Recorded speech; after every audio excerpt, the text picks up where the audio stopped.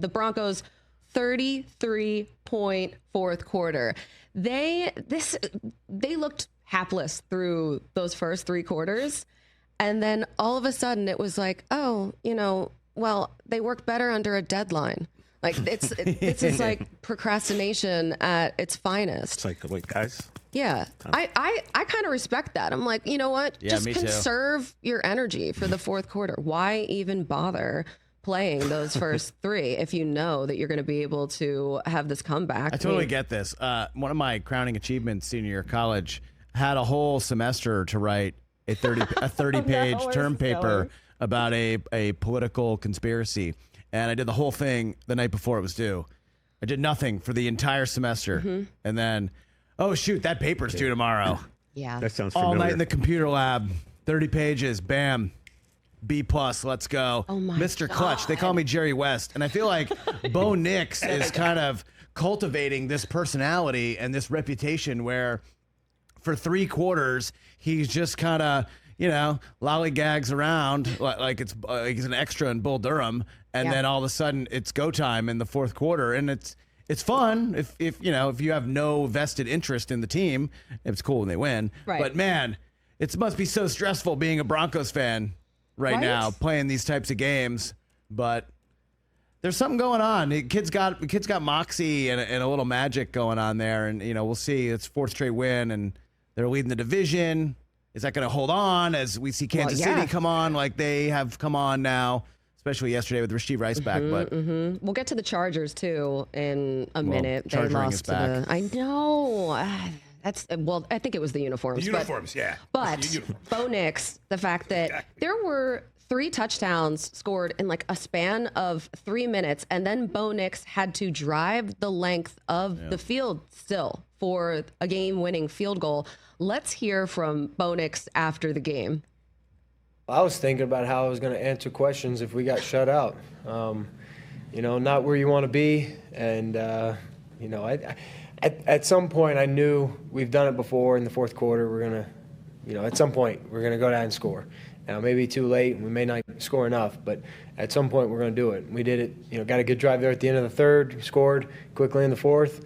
And it's almost like once we scored and got the 2-point conversion, we knew how to play all of a sudden. So, it was just, I don't have many answers, but, we just kept fighting. A drastic kind of difference from what we heard from Jackson Dart after the game. Oh, that poor guy. I know. Yeah. And honestly, for Bo Nix, I feel bad for him today, because if you heard what Sean Payton said after the game, he was like, it's going to be a tough Monday for everyone here, because yes, we won the game, but there's a lot to clean up. So I just feel like that's scary. That's a scary looks like thought. a young Anthony Michael Hall there. Yes. Huh? A little bit. Yeah, That's a good call. I was literally sitting there thinking, what are the top 5 things I think Bo Nix did if I didn't know he was a quarterback? Yeah, weird science situation. Like selling middle of the mall jewelry. I would have thought a salesman for sure. Yeah, like the middle of the mall though, not like the anchors of the mall, like the middle of the mall jewelry. Yeah, he's in one of those kiosks. Like piercing pagoda. There you go, something like that. Your insurance salesman, he looks like that for sure. Sponsored by Progressive. He likes to, no, I'm not going to say that one.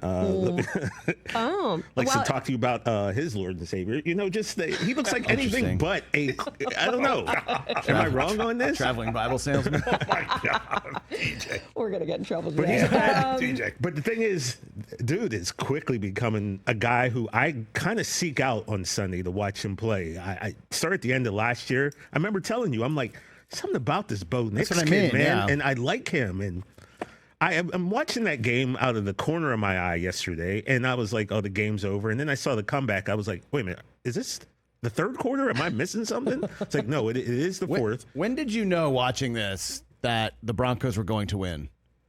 When Jackson Dart threw that interception to Strenot. Yeah. That was the turning point. 10-point game at that point. Leaking water on the Giants' dramatic road win here. And then it's like, oh gosh, why did you do that? Like, I could see in his head, if I just lob it over him, like The tight end is right there, and I think we're going to get a first down and maybe more. Oh, God, you threw right to him. Why did you do that? I know. And then it's just, he's off to the races, and you feel like, because there was still, I don't know, how much time was it, 6 minutes or so in the game at that point? It felt like years. Like I lived so many lives just during that fourth quarter. Like, but then when Jackson Dart reached over and dove in and broke the plane there, that when he scored after that, I'm like, okay, well, yeah. Okay, we got it. We're back. All right, We're back. all right. All right. It's gonna work. It's gonna work. Miss extra point. Hey, that's gonna come back to hurt you. Oh, that poor guy. Yeah, that's that. Jude McAdamy. He must feel a certain way today. Am I not going to work here anymore? I think that was the moment I knew. But when he missed extra point? Then you kind of went, oh, okay. The writing was already on the wall at that point. Yeah, things are going Denver's way. They had here. 99 problems in that extra point wasn't one. Yeah. It just felt like the Giants were not going to be denied, though. No matter how many times they messed up, they just kept storming back and answering. And even in a game where there were two different tip drills, I mean, you had touchdowns right after the other off of tips. Yeah.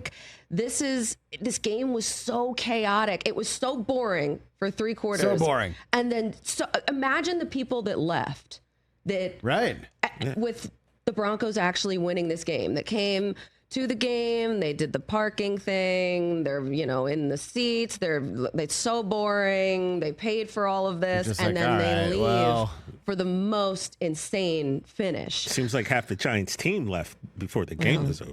Yeah. Well, it's tough. That's a tough reality check for Jackson Dart, who he really, I just hope this doesn't take his light away, because he had this energy about him, and looking at his face after the game and hearing what he had to say just really, it hurt me a little bit in a weird spot. I think for right now, it's really frustrating, man. I'm trying to put it all together. We had chances to win the game, didn't do it. It's frustrating. I never felt like we were going to lose the game. So, I looked at the clock when they scored. I said, dang, we got a lot of time left. Geez, I had no doubt that we were going to go down there and score. The shock. The shock. Yeah, that looks like someone completely shell-shocked at what just happened. Yeah. I mean, the Giants had so much going for them. They ran the Statue of Liberty play. Did you guys see that? I hadn't seen that since the Boise State game. They ran that play, and then the wheels just ultimately fell off. The vibes. That is a vibe shift for sure. Yeah. So the final 2 minutes, we saw 3 different lead changes, and then ultimately the Broncos were able to get that one together. So now they and the Chargers and the Chiefs are all trying to figure out where they are in this division. Of course, the Chiefs are coming on stronger, so we're going to get into a little bit about what's going on with the Chargers charging again. And of course, naturally, that'll lead to the Colts being so dominant and so good so far this season with Jonathan Taylor. My goodness. Hey, you made it all the way to the end. Thanks for that. Check us out every single day streaming live on Disney Plus and the ESPN app 12 to 3 Eastern.